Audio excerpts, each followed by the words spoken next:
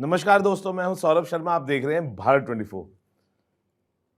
कहते हैं कि जब दिल की बात जुबां पे आती है तो कुछ लिखने का मन करता है, और जब कोरा कागज आपकी कलम से कुछ लिखना शुरू करता है तो उसकी शुरुआत तो होती है लेकिन उसका अंत नहीं होता। एक ऐसी शख्सियत मेरे साथ मौजूद है जिनकी कलम ने लिखना बहुत पहले से शुरू कर दिया है, और यही दुआ करते हैं कि ये जो लिखावट है उनकी, उसका कभी अंत ना हो। और वो इसलिए क्योंकि वो जो लिखते हैं वो दिल को छूता है, और जो दिल को छूता है उसमें सच्चाई और ईमानदारी होती है। मेरे साथ तनवीर जी मौजूद है। सर, बहुत बहुत स्वागत है आपका भारत 24 में। इन्होंने हमेशा से अपनी लिखाई से इम्प्रेस किया है। आज कोशिश की है कि हम भी अपनी कुछ लिखावट से तनवीर सर को इम्प्रेस कर पाए। तनवीर भाई, लिखा है, हर लफ्ज में वो सदी के सवाल रखते हैं। तनवीर है क्या बात, पर रोशनी की मिसाल रखते हैं। वाह वाह, गजल हो, गम हो या देश की बात हो, हर मिसरे में एक जंग का हाल रखते हैं। वाह वाह वाह वाह वाह वाह, तनवीर सर, कुछ कोशिश की थी बहुत अच्छा लिखा, बहुत और अच्छा लिखा। तनवीर सर, जैसे मैंने बोला कि जो बात दिल पे आती है, फिर जब कलम चलती है, कई कोरे कागज आपने भरे होंगे, और जब कोरे कागज भरते हैं और वो दिल को छूते हैं तो उसमें सच्चाई और ईमानदारी झलकती है। बहुत जरूरी है। आपको लगता है कि सच्चाई और ईमानदारी से लिखी हुई चीज कभी भी बेवजह खराब नहीं जाती है? क्योंकि हम जिस तरह का कंटेंट अभी देख रहे हैं, क्या आप अभी कंटेंट जिस तरह का देख रहे हैं उससे खुश नजर आते हैं? देखिए, एक हमारे बड़े शायर का एक शेर है जी शायरी क्या है जी दिली जज्बात का इजहार है, जी दिल अगर बेकार है तो शायरी बेकार है। तो अब मौजूदा कंटेंट की बात कर रहे हैं तो हर ज़माने में कुछ अच्छा लिखा जाता है, कुछ बुरा जी। लिखा जाता है। लेकिन हम अगर मौजूदा दौर में देखें तो यकीनन अच्छे लिखने वाले हैं, लेकिन वो ईमानदाराना रियाजत और वो सच्चाई कहीं पीछे रह गई जो पुरानों में हुआ करती थी। जी चाहे आप म्यूज़िक डिपार्टमेंट की बात जी। करें, लिरिक्स राइटिंग की बात करें, शायरी की बात करें, वो जो पागलपन था वो कमी आ गई। आज का युवा वो अच्छा करना भी चाहता है, कामयाब होना भी चाहता है, लेकिन वो बहुत जल्दी कामयाबी चाहता है। शायद ये बिल्कुल। वजह है मेरी निगाह में कि वो जो कंटेंट आप जी। में वो गहराई और वो गहराई आजकल कम दिखाई पड़ती है। क्या एक वजह ये भी है कि जो कॉर्पोरेट का इम्पैक्ट है वो ज़्यादा ख्यालों में रहता है, इस वजह से जो हमारी सच्चाई और ईमानदारी है वो भी कहीं ना कहीं धुंधली हो रही है? हाँ, एक्चुअली हमको मौजूदा दौर के पुराने लोग जो हुआ करते थे वो उनकी इतनी ज़रूरतें नहीं होती थी। आजकल बड़ा ज़माना ये है कि आदमी रोबोट बनता जा रहा है, तो वो जो फील है, वो जो सच वो पुराना इश्क देखें आप जो हुआ करता था, जी अब वो कहाँ है। व्हाट्सएप पे आज मिले और कल ब्रेकअप हो जाता है, जी तो दुनिया इस तरफ जा रही है। तो शायरों की जिम्मेदारी ये है कि मैं कोशिश करता हूँ कि हमारी नस्ल को वो सच्चाई सिखाऊं जी। और उनके अंदर वो सच्चाई जिंदा रहे जो होनी चाहिए, जो हमें इंसान को इंसान बिल्कुल। बनाती है। सर, आप बचपन में किस तरह के माहौल में पड़े बड़े हुए हैं? क्या शायरी आपके घर में थी या आपने इसे खुद बनाया? और मेरे डैडी स्कूल में हेड मास्टर जी बिल्कुल। हुआ करते थे। जी वो मैगजीन्स वगैरह होती थी उर्दू की जी। हमारे घरों में, और मुझे ख़ास शायरी का जो चस्का लगा, मैं बचपन में कव्वाली की महफिलों में जाया करता वाह! था। कितनी एज होगी सर? मैं 11-10-11 साल, हाँ जी। और बैठता था, मज़ा आता था। जिगर मुरादाबादी कहते हैं, ओह! और फिराक गोरखपुरी कहते हैं, मजरू सुल्तानपुरी कहते हैं, और मीर तकी मीर कहते हैं, गालिब कहते हैं, जी और इस तरीक़े का कलाम वहाँ हुआ करता था। तो मैं सोचता था कि काश वो दिन आए कभी कि लोग जो कव्वाल हजरात ये कहें कि तनवीर गाज़ी भी कहते हैं। तो वो किया मैंने उस, और आज इंडिया का कोई ऐसा कव्वाल नहीं है जो मेरा कलाम नहीं पढ़ता है। जी कोई कव्वाल ये दावा नहीं कर सकता है कि वो मेरी शायरी नहीं पढ़ता है। जी। तो वो एक अलग कहानी है, लेकिन ये है कि मेरी शुरुआत वहाँ से हुई। पहली बार गांव में बहुत छोटे दोस्तों की महफिलों में शायरी सुनाया करता था। जी, धीरे धीरे वाह! आप पूछोगे तो मैं बताऊंगा आगे। जी। पहली बार शायरी कब लिखी, वो लम्हा याद है आज? हाँ, वो एक मैं तो लिखता रहता था, जी। लेकिन हिम्मत नहीं होती थी किसी को सुनाने की। तो हमारे यहाँ एक दरगाह थी, मैं वहाँ गया तो एक हाँ। फ़कीर है, उनका नाम है, अभी भी ज़िंदा, उमर जी। दराज उनका नाम है। जी। उन्होंने मुझे बुलाया, बोले इधर आओ। मैं गया तो बोले शायरी करते हो? जी। मैंने कहा हाँ। जी। उन्होंने कहा सुनाइए शायरी। फिर मैंने उनको सुना दी, 2-3 शेर सुनाए। जी। वो बहुत मुतासिर हुए। फिर वो मुझे ले गए एक इस्त्री की दुकान पे और कहा कि भाई चलो लड़के के शेर सुनो। तो वहाँ वाहवाही मिलने लगी। फिर एक चाय की दुकान पर लेकर गए, फिर अच्छा। एक नाई की दुकान पर जी। लेकर गए। तो मुझे ऐसे लोगों की, तो मुझे लगा यार मैं तो कुछ ठीक कर रहा हूँ, लोग जी। वाह वाह कर रहे हैं। जी। इस तरह सिलसिला चल पड़ा। आज के दौर में शायरी सिर्फ दिल की बात है या ज़माने की ज़रूरत? देखिए क्या है, कुछ किसी का शेर है, कुछ गमे जाना, अ, कुछ गमे दौरान, दोनों तेरी ज़ात के नाम। एक गज़ल मैं तुझ पे लिखूं, एक गज़ल हालात के नाम। तो शायर को बैलेंस करते रहना चाहिए। उसकी पर्सनल ज़ाती ज़िंदगी है, उसके अपने दुख है, उसका इजहार भी, और वो दुनिया की जलती हुई दुनिया को अपनी आंखें बंद नहीं कर सकता। अगर आप सच्चे फनकार हैं तो नहीं कर सकते। तो वो शहर जल रहा है और आप बांसुरी बजा रहे हैं, तो वो एक आप अच्छे फनकार नहीं हो सकते। आपको आवाज़ बुलंद करनी होगी। अच्छा, कभी अंदर से आपको क्या लगता है कि अगर आप कुछ खूबसूरत पंक्तियाँ लिख रहे हैं और रोमांटिक है, इसके अंदर कहते हैं ना आँखों से भी प्यार होता है, ऐसी ज़ुबान से भी प्यार होता है, और ये जब दोनों मिलती हैं तो तकरार नहीं हो सकता उसका। क्या बात। कोई ऐसी जोड़ी आपको लगती है जिसके लिए आप दिली तमन्ना रखते हैं अभी भी कि उसके लिए एक प्यार की भरी भाषा में उसके लिए लिखूं? जोड़ी इन द सेंस जिनको कि आप फिल्मों में भी काफी लिख हाँ रहे हैं। हाँ हाँ हाँ। तो बहुत से पुराने लोग, मैं जी। मेरा था शाहरुख खान के लिए लिखूं, वाह। उनके अमिताभ बच्चन साहब के लिए फिर तो लिखा लिखी मैंने, आपने। लेकिन जी। हाँ, लेकिन मैं क्योंकि बुनियादी तौर पे मोहब्बत जी। का शायर हूँ और शाहरुख खान ने दुनिया को रोमांस करना सिखाया है। तो वो मैं भी लेट आया और वो भी उस दौर से निकल गया, तो उसका मुझे अफसोस रहेगा कि मैं उनके लिए मोहब्बत की बात नहीं कर पाया। अच्छा, आजकल जब कोई शायर सत्ता की आलोचना करता है तो उसे देशद्रोही कहा जाने लगता है। क्या आज शायरी को सियासी चश्मे से देखा जा रहा है सर, आपको लगता है? ये बड़ा मेरे लिए थोड़ा सा मुश्किल सवाल है। जी। मैं बेसिकली मोहब्बत का शायर हूँ, जी। और लेकिन मैं ये मानता हूँ कि आप अगर सच कहते हैं जी। तो उसको देशद्रोही कहने का सवाल ही पैदा नहीं होता जी। है। अगर आप सरकार से सवाल नहीं करेंगे और जी। सरकार अगर जवाब नहीं देगी तो जी। वो जो डेमोक्रेसी है वो कैसे रहेगी। तो यहाँ अक्सर मैं देख रहा हूँ कि अगर आप तारीफ कर रहे हैं तो देशभक्त हैं, और अगर आप आवाज़ उठा रहे हैं तो देशद्रोही हैं। आजकल क्यों कवियों को देशभक्ति साबित करने के लिए प्रमाण देने की जरूरत पड़ती है? कवियों को नहीं पढ़ती है, मुसलमान शायरों को पढ़ती है।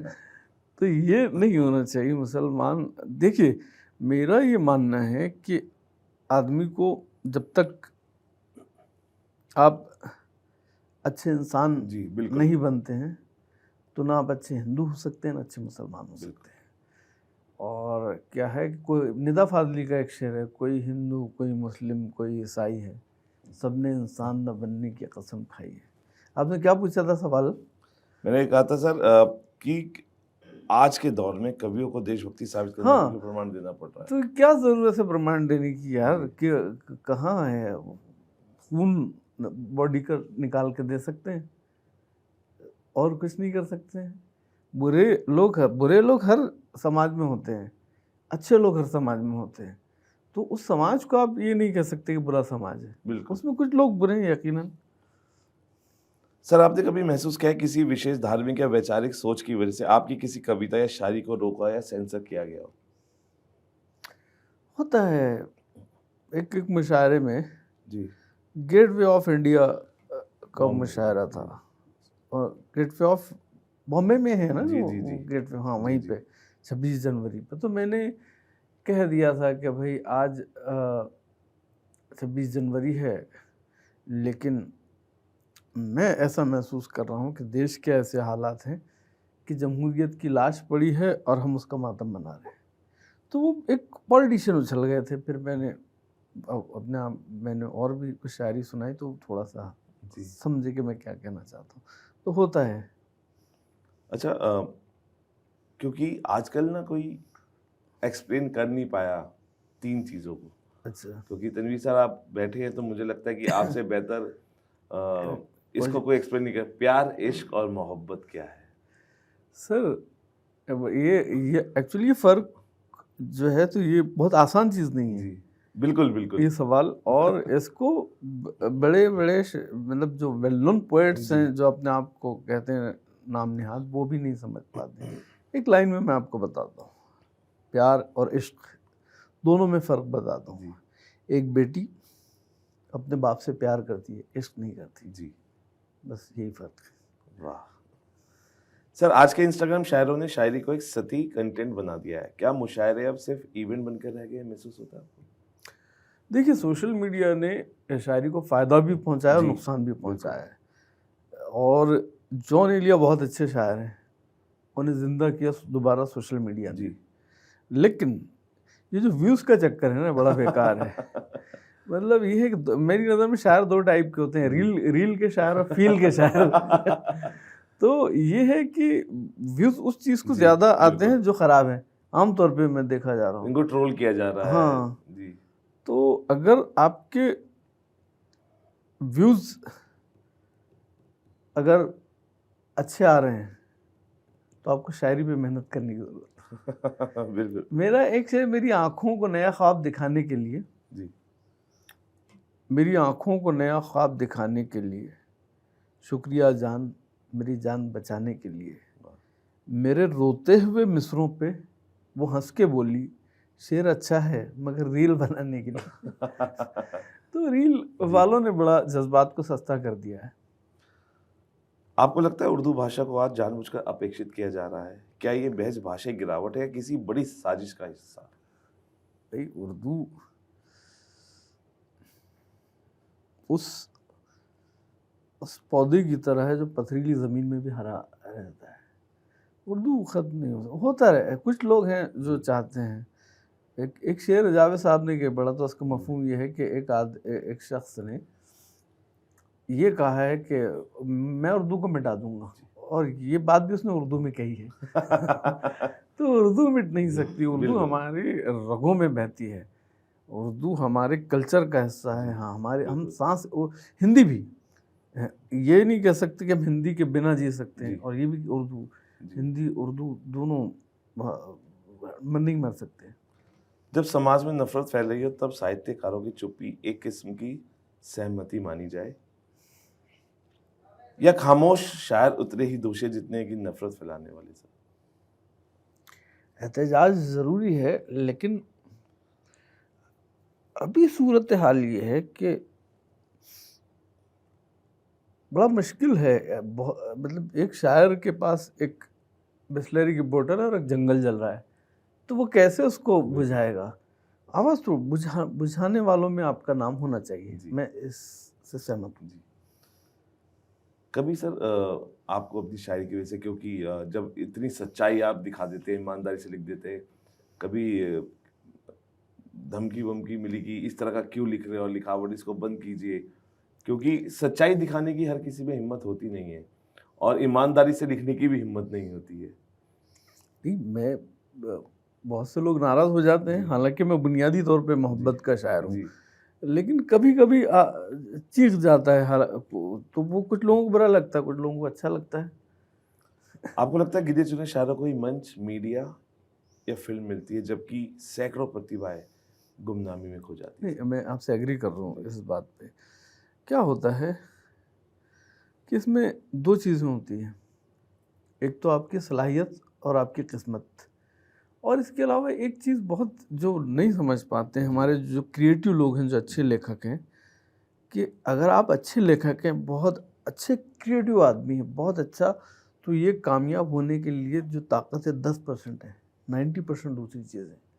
ये बहुत, मैं पते की बात बता रहा हूँ आपको। फिर बाद में जब आप कामयाब होते हैं तो आपकी कला आपकी मदद करती है। जी। शुरू में आपको, मैं खुद अच्छा लिखता था और वो हँसते थे लोग, उनको पता ही नहीं था कि अच्छी राइटिंग। अब लोग रिस्पेक्ट की निगाह से देखते हैं, मेरा कला अब काम कर रही है। सर कहते हैं ना प्यार में बहुत ताकत है, लेकिन अभी रिश्ते बहुत ऐसे उदाहरण है कि रिश्ते बहुत दिनों तक नहीं चल पा रहे हैं, क्योंकि आपने हमेशा से मोहब्बत की बातों को लोगों तक पहुंचाया है, अपने लोगों से इश्क किया है, अपने काम से इश्क किया है और मोहब्बत मिल रही है। क्यों रिश्ते आजकल नहीं चल पा रहे हैं? क्या बुनियादी वजह आप मानते हैं? क्योंकि आप मोहब्बत की जो भाषा बोलते हैं आप, मुझे लगता है कि उस भाषा को अ, समझते हैं, लेकिन वो ऐसे रिश्तों को हम, क्योंकि आप भी देख रहे हैं दो महीनों में डाइवोर्स हो रहे हैं, 6 डाइवोर्स बहुत हो रहे हैं। क्या वजह मानते हैं आप? हिंदी में दो लफ्ज़ हैं, जी, एक लफ्ज़ है कर्तव्य और एक है अधिकार। जी, तो हम अपने अधिकारों को तो हासिल करना चाहते हैं, कर्तव्य निभाने के लिए कोई तैयार नहीं है।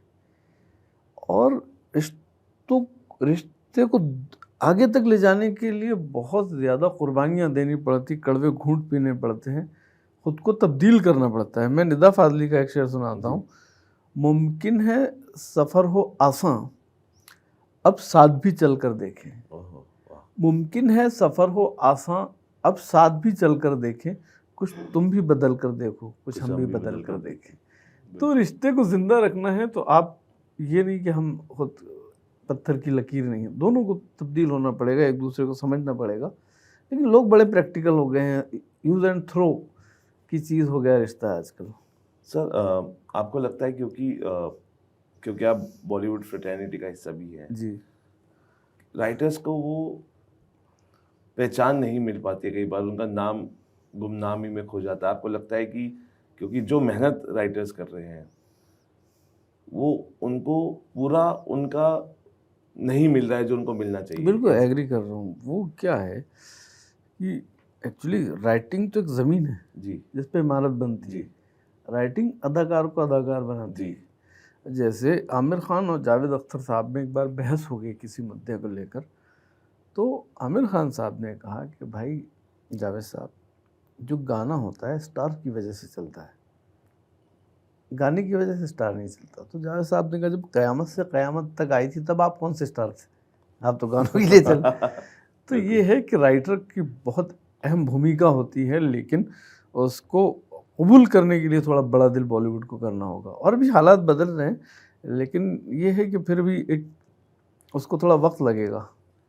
सर कॉमेडी के लिए मंच हमने देखे हैं बहुत सारे, हाँ, और हमने सिंगर्स के लिए मंच देखे हैं। हाँ, शायरों के लिए आपको लगता है कि एक मंच होना चाहिए ताकि उनको भी लोग सुन सके, एक ऐसे मंच में जो कहते हैं ना कि अभी ओटीटी है उस पे भी एक मंच हो ताकि कई कंट्रीज के लोग हमारी ताकत को देख सके एक साथ बैठ के, तो उस मंच की कमी महसूस करते हैं आप? हाँ, बिल्कुल। मैं बल्कि कई साल से सोच रहा हूँ कि इस तरह का कुछ आना चाहिए। कुछ प्लेटफ़ॉर्म्स हैं जैसे सोनी सब पे आता था जी, एक, वाह वाह क्या बात है, शैलेश लोढ़ा का। फिर उन्होंने शेमारू पे भी किया जी, और भी दूरदर्शन वालों ने भी किया था। लेकिन मैं चाहता हूँ कि एक पैकेजिंग पे वर्क होना चाहिए, उसको सही तरीके से परोसा जाएगा बिल्कुल, तो फिर वो वर्क करेगा। अब डायरेक्टली जिस तरीके से कविता सुनाई जाती है, तो जी, ये कविता के कुछ मखसूस ऑडियंस होते हैं जी, जो मुशायरों में कवि सम्मेलन में आते हैं। लेकिन ये बड़ा मीडिया है ना, टीवी चैनल, तो वो पैकेजिंग वैसी होनी चाहिए कि उतने लोगों के लिए वो एंटरटेनमेंट का भी साधन हो और उनको कुछ सीखने को भी मिले, उनकी दिलचस्पी का सामान भी मैसर करे। आपने सर बहुत सारे सितारों के लिए लिखा है और उन सितारों के दिल को भी छुई है आपकी जो थैंक लिखावट है। अमिताभ सर के लिए जब आपने लिखा, जब उनके साथ आपकी वार्तालाप हुई, अ, सबसे इमोशनल मोमेंट कौन सा था? सबसे बेस्ट मोमेंट कौन सा था आपके लिए?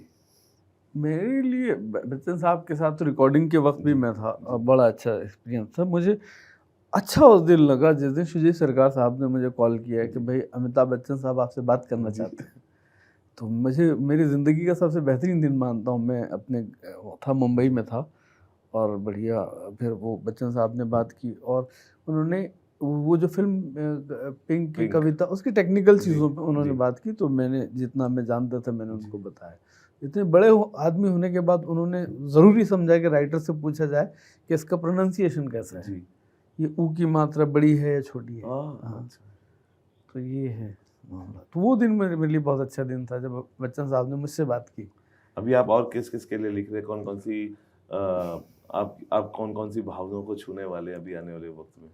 मेरी मैंने जो फिल्में लिखी पहले बताता हूँ, पिंक है, पिंक स्टोरी है। 2 और अक्टूबर वरुण धवन थे जी उसमें। जी अभी मेरी जो फिल्म 18 जुलाई को एक रिलीज हुई डियर माँ, उसके गाने बहुत हाँ बहुत पॉपुलर बिल्कुल, हो रहे हैं। काजोल की। हाँ, नहीं ये है पिंक के डायरेक्टर अनिरुद्ध रॉय टोनी की, और ये उसमें है जया एहसन जो जी अच्छा जी जी बांग्लादेश की जी सुपरस्टार हैं।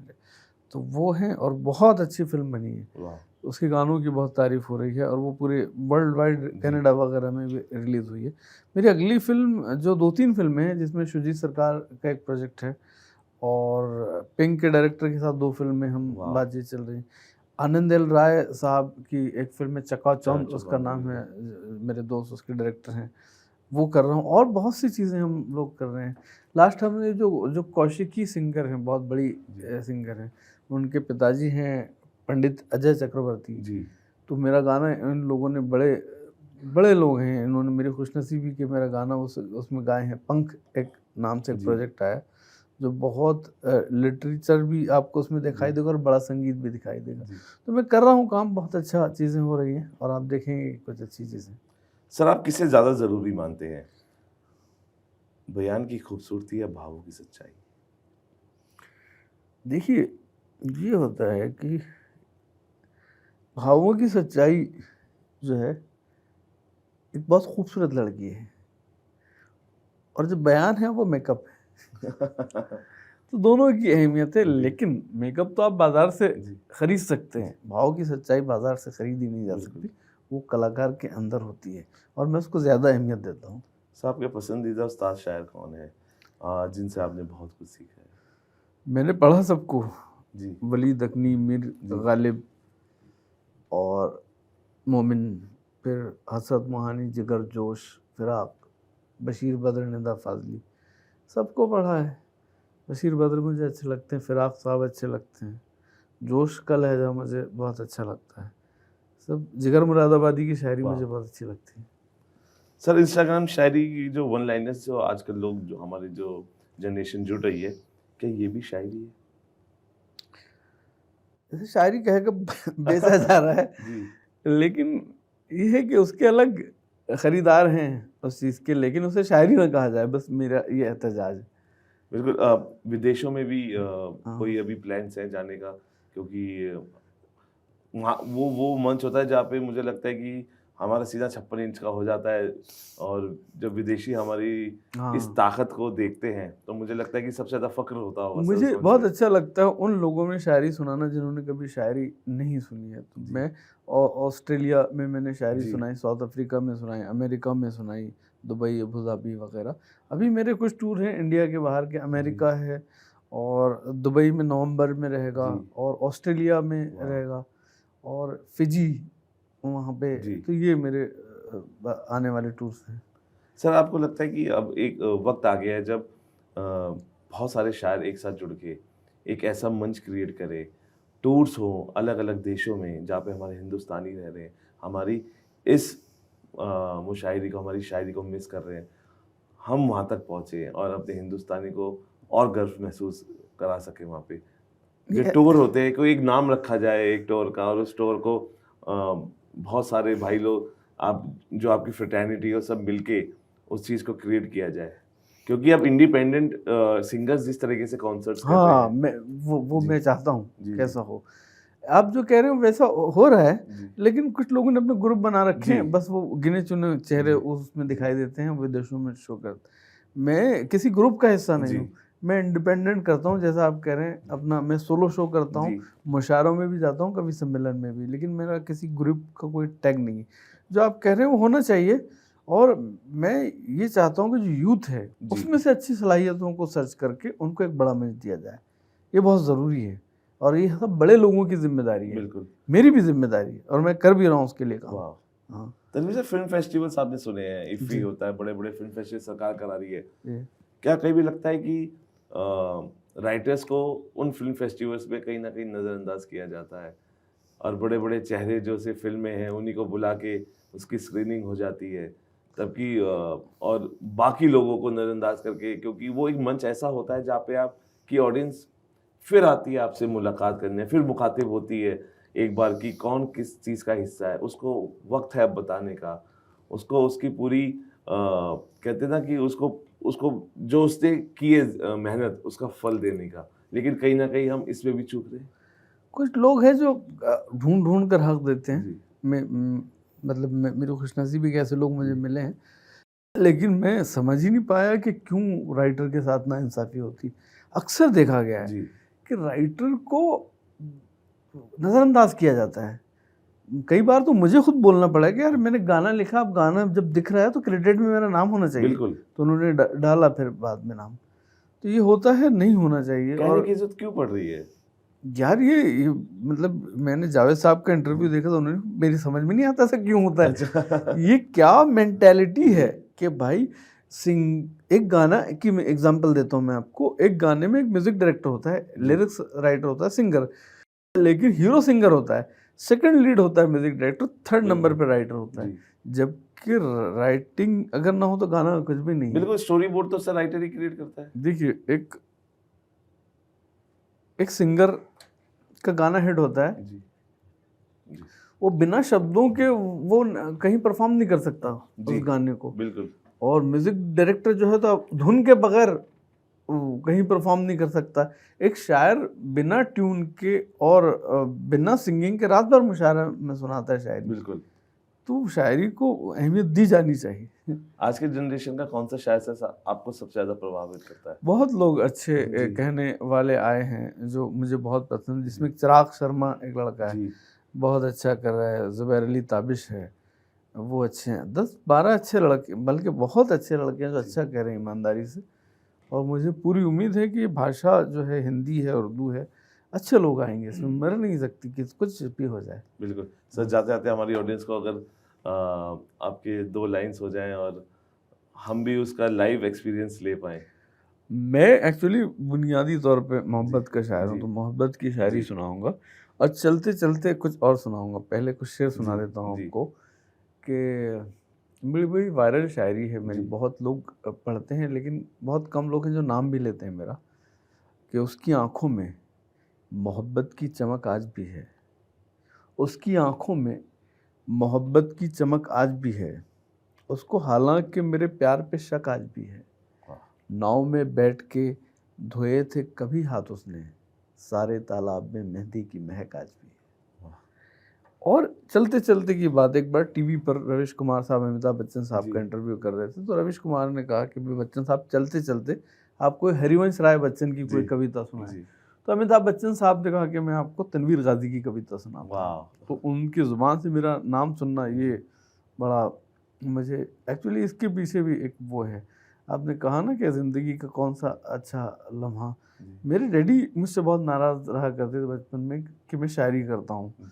फिर धीरे धीरे मुझे कामयाबी मिलने लगी और तो थोड़ा नाराज़गी कम होती रही, फिल्में वगैरह आई। फिर एक बार मैं घर पे गया था तो वो ये चल रहा था रविश कुमार वाला, तो उनकी आंखों में आंसू थे उस वक्त, और उनके आंखों में बाकायदा मुझे मेरा चेहरा दिखाई दिया। तो मुझे लगा कि आज मुझे कामयाबी मिली। तो वो कविता जो बच्चन साहब ने सुनाई थी, वो सुना के आखिर में कि तू खुद की खोज में निकल, इसके लिए मुझे आईफा अवार्ड के लिए भी नॉमिनेशन गई। और फिल्मी दुनिया के इतिहास में पहली बार ऐसा हुआ कि किसी कविता को, गानों को तो अवार्ड मिलते हैं, कविता को अवार्ड पूरी इतिहास में पहली बार हुआ है। और सुने कि तू खुद की खोज में निकल, तू किस लिए हताश है, तू चल, तेरे वजूद की समय को भी तलाश है, समय को भी तलाश है। जो तुझसे लिपटी बेड़ियां, समझना इनको वस्त्र तू, ये बेड़ियां पिघाल के बना ले इनको शस्त्र तू, तो खुद की खोज में निकल, तो किस लिए हताश है। चरित्र जब पवित्र है तो क्यों है यह दशा तेरी, ये पापियों को हक नहीं के लिए परीक्षा तेरी, तो खुद की खोज में निकल, तो किस लिए हताश है।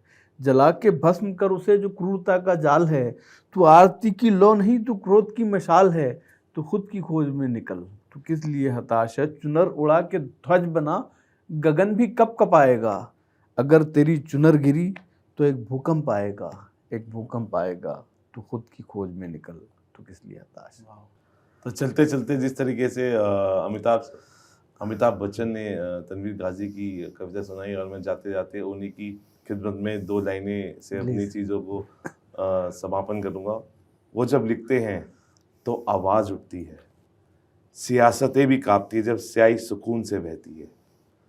तनवीर गाजी नाम नहीं है महज़, वो नज़्म है जो ज़माने को बदलती है। वाह वाह वाह, और सर बहुत-बहुत शुक्रिया आप हमारे स्टूडियो में हमसे बहुत बात अच्छा की लगा मुझे आपसे बात करके सौरभ जी। और आप ऐसे ही लिखते रहिए कोशिश और करूँगा। एंटरटेन हमें करते रहिए। हमें प्यार की भाषा को और ज़्यादा समझाते रहिए क्योंकि आज की जो जिस तरीके से आज इतनी नेगेटिविटी हाँ। फैल रही है उसमें प्यार की भाषा बहुत बहुत ज़रूरी ज़रूरी है, है। बहुत ज़रूरी है। और इसलिए मैं कहता हूँ हमेशा से इसे अपने आसपास प्यार का माहौल रखिए, खुश रहिए, दूसरों को भी खुशियाँ दीजिए क्योंकि आज सबसे ज़रूरी है सिर्फ खुश रहना। और जो आदमी खुश रहता है वो अच्छा लिख भी सकता है, अच्छा ओढ़ भी सकता है, अच्छा पहन भी सकता है, अच्छा खा भी सकता है। अगर आप खुश नहीं है तो आप कुछ नहीं कर सकते। इसलिए आसपास खुशियाँ फैलाइए और तनवीर गाजी सर की आने वाली और जो स्क्रिप्टिंग है उसका इंतज़ार कीजिए, फिंगर क्रॉस्ड है।